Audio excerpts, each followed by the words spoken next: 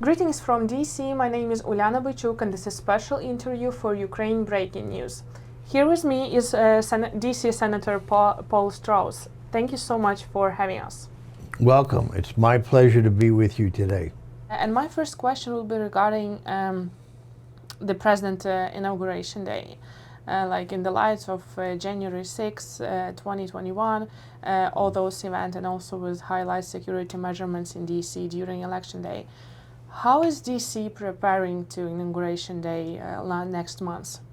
Well, we're going to balance the experience we have in dealing with high security events, but we want it to be an open event. In 2000, the last election that we had for Joe Biden, the security situation was very bad.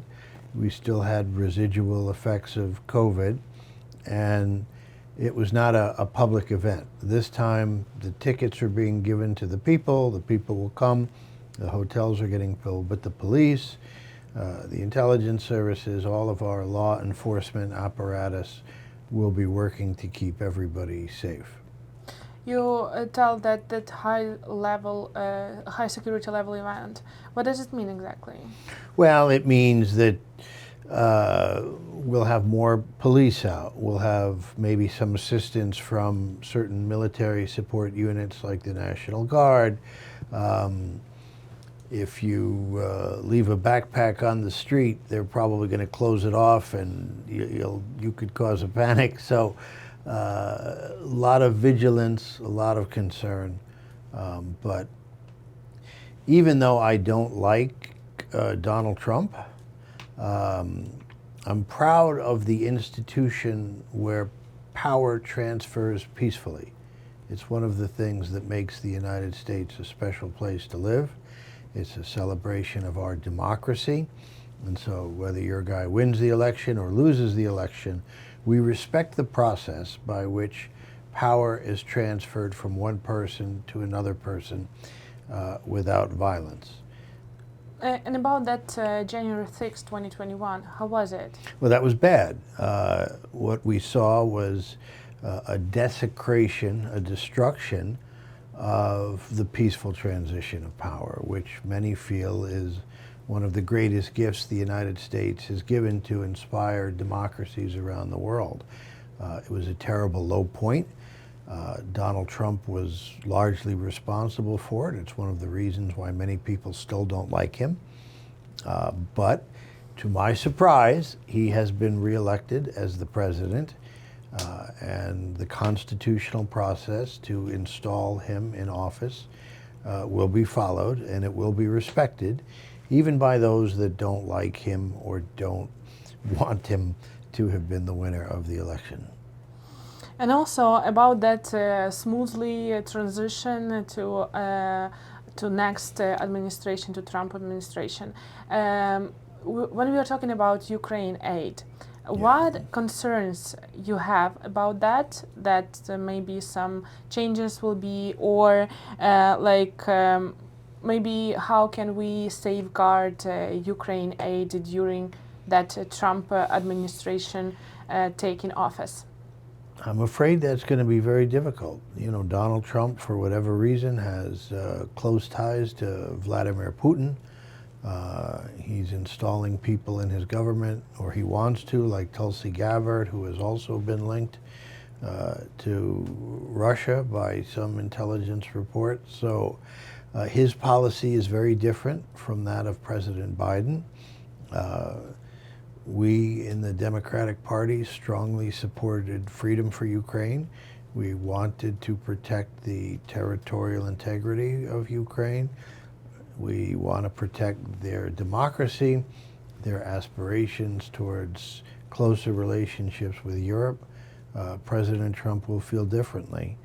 And I am worried for my friends who are still in Ukraine. We know that the people of Ukraine are strong, that they're going to try and fight, but they should be getting ready for a different level of support from the United States. And I'm afraid I cannot expect the same level of weapons and financial support to continue under a Donald Trump administration. So you think we need to, like we Ukrainians and also delegation from Ukraine need to work more, or how can you see the advocacy during Trump administration? Well, there are groups advocating on behalf of Ukraine that do a very good job. The Razum group, for example, they're going to try and work with members of the Congress. But we are already beginning to see the Congress become chaotic. I said we would have a peaceful transition of power. You use the word a smooth transition. I don't think it's going to be smooth. We're already seeing threats that the government will shut down in anticipation of a change in congressional membership. We are in for a rough ride here in the United States, and I'm afraid that over in Ukraine, it's going to get more and more difficult. I urge my Ukrainian friends to be prepared for this new change. I knew that you kind of involved in advocacy for Ukraine. Could you share, please, a bit more about your experience with advocating, maybe before full-scale invasion and after?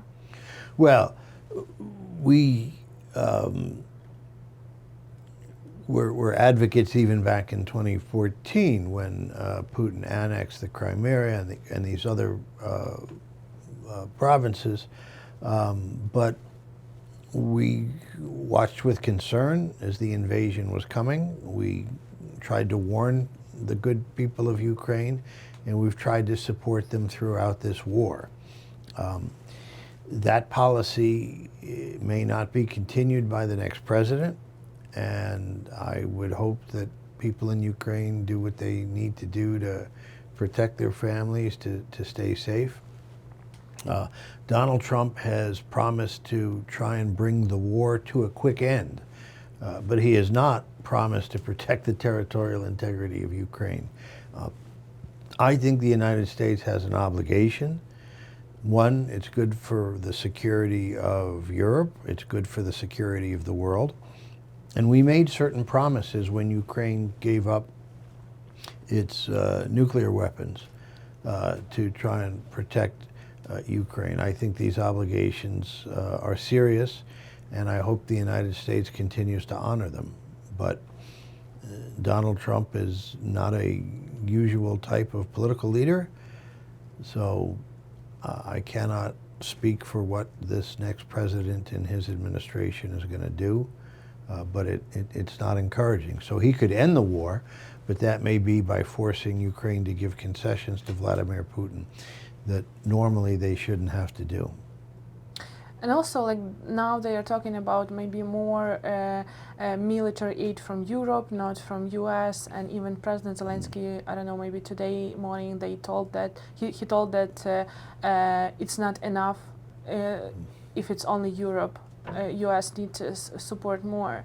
And maybe you have any advice for Ukrainian delegation or advocates who are lobbying for Ukraine on the Hill, how they can do advocate and how they can make more aid even with the new administration? Well, there are still some in the Republican Party that are supporting freedom for Ukraine, and there are many Democrats, but they have to face the reality that there will be some political changes, and I don't have good news for people in Ukraine. I'm afraid that this new administration has a very different philosophy and a very different relationship with Mr. Putin than the current administration.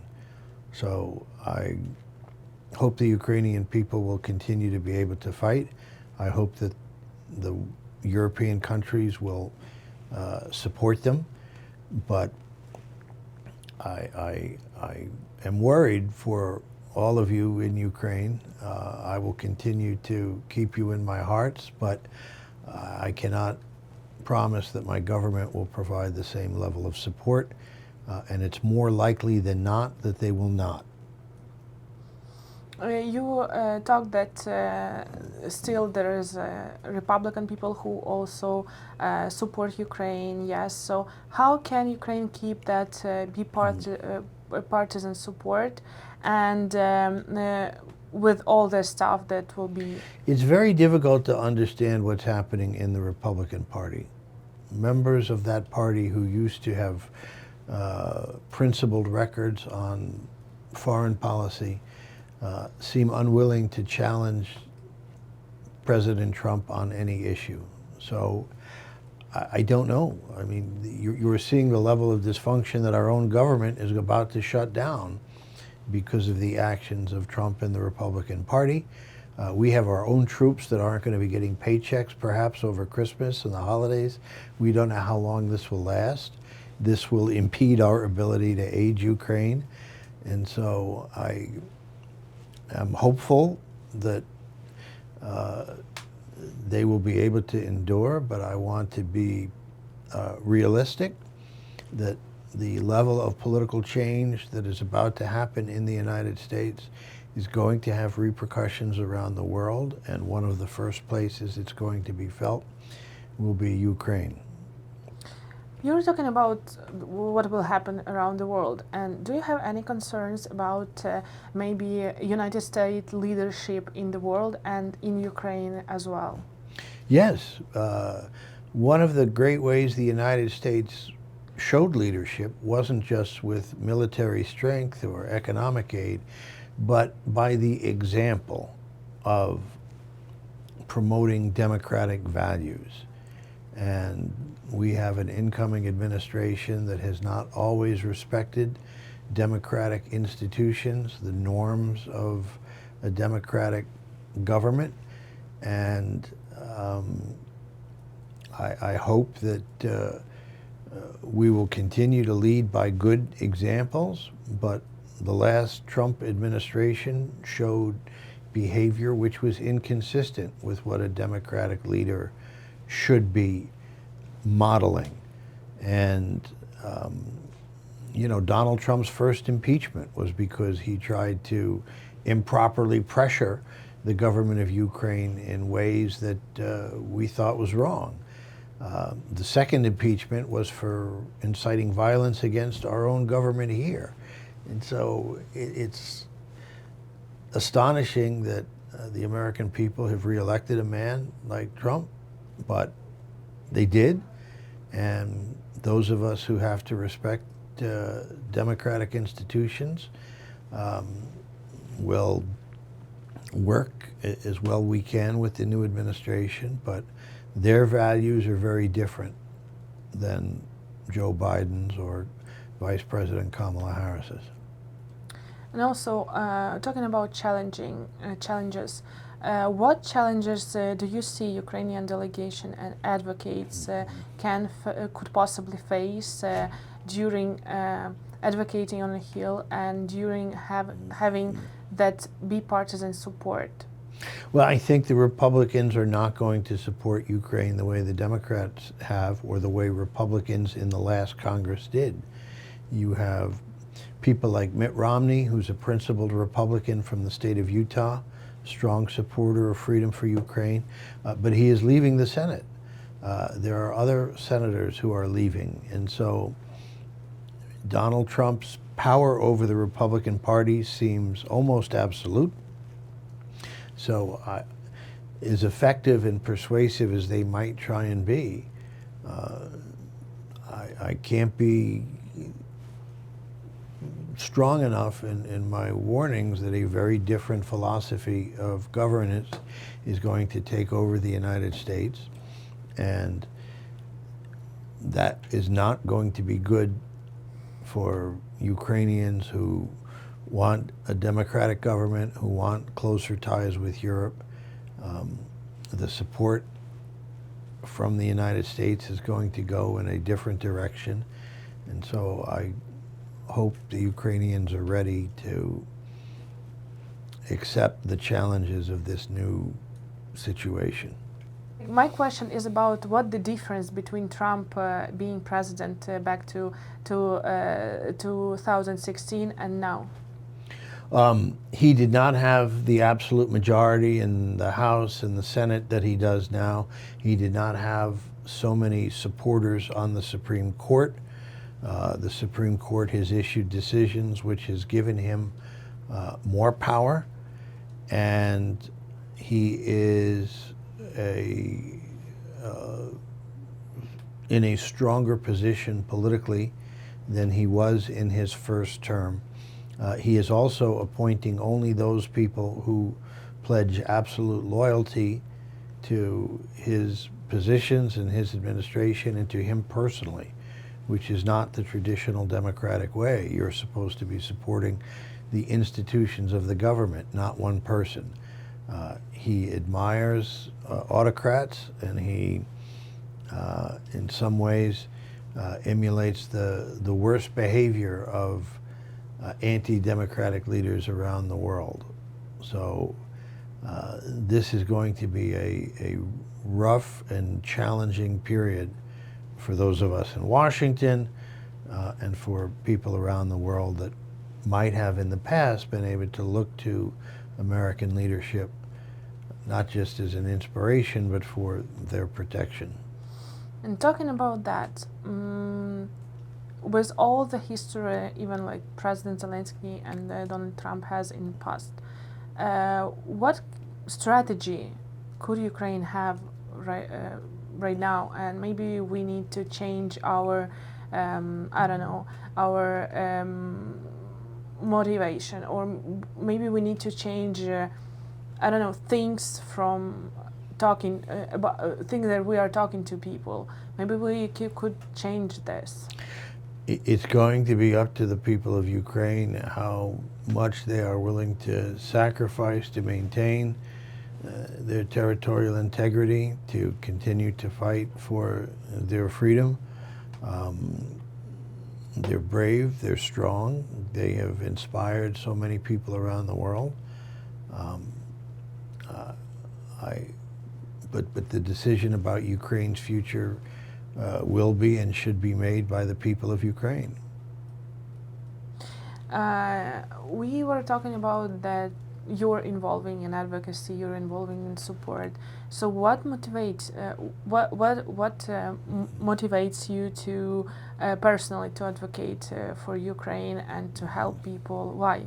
Well, personally, I feel very close to the people of Ukraine. My grandparents came from that region.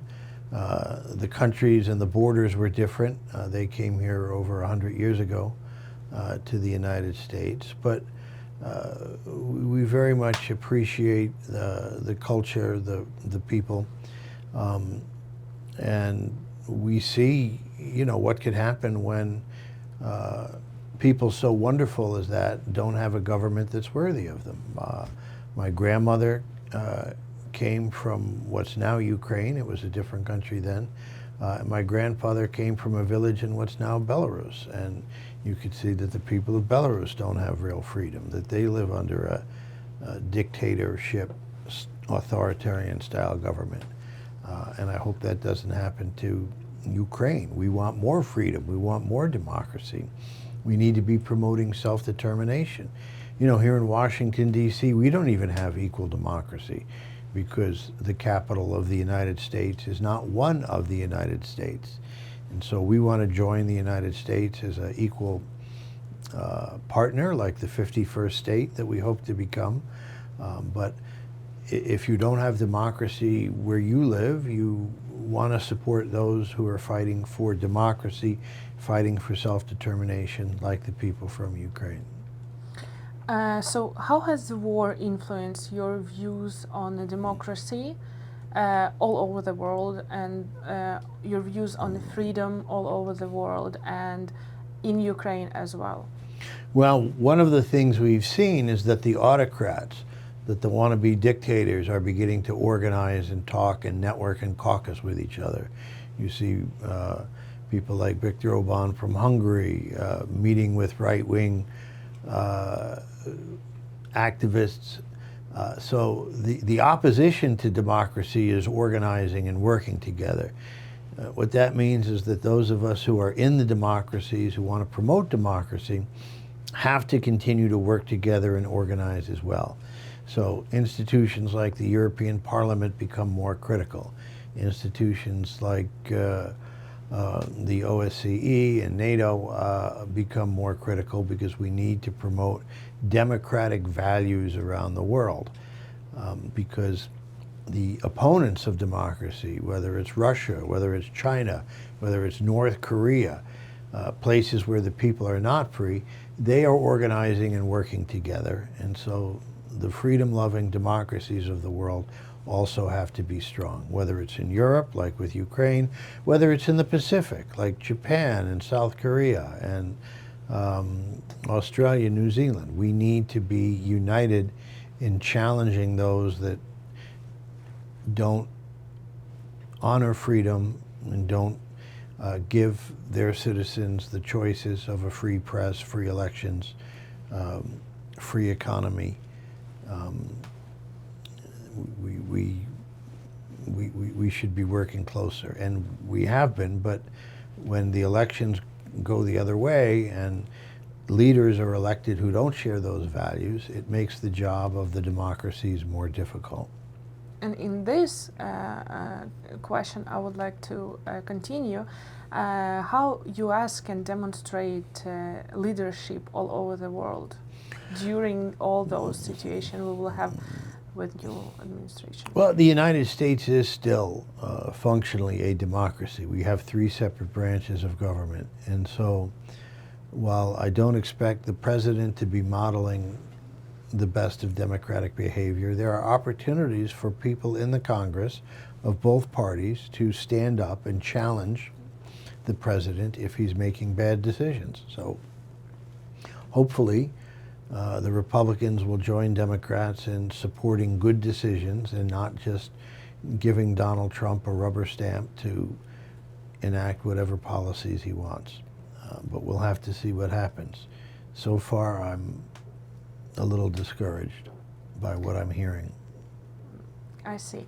And actually, we were talking about leadership in all over the world and leadership in supporting Ukraine. How can U.S. continue be leader in this narrow?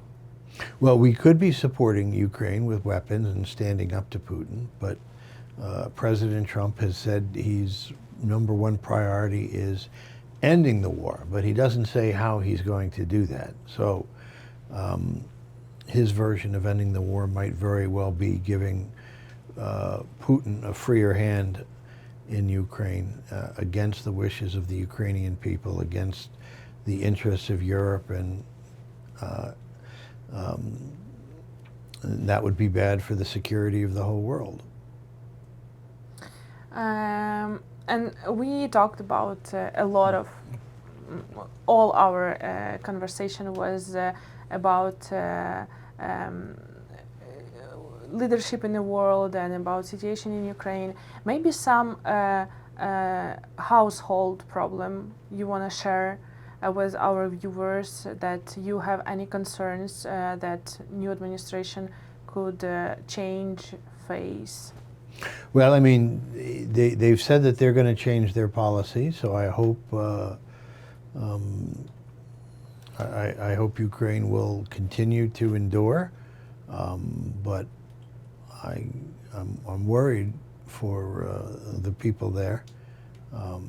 Our hearts will still be with you in your struggle, but the level of military support, the level of economic support is not likely to continue in the near future. And one of my last question, maybe you have message you want to share, you want to send to Ukrainians who here in US and who are in Ukraine. Well, if you're here in the US, we're glad you're here. We're been proud to welcome you here. And the Ukrainians that have come to the United States recently are working hard. They're adding so much to our community. And I know you're worried for your family at home, and we are too. And about for Ukraine, and a message to Ukrainians in Ukraine.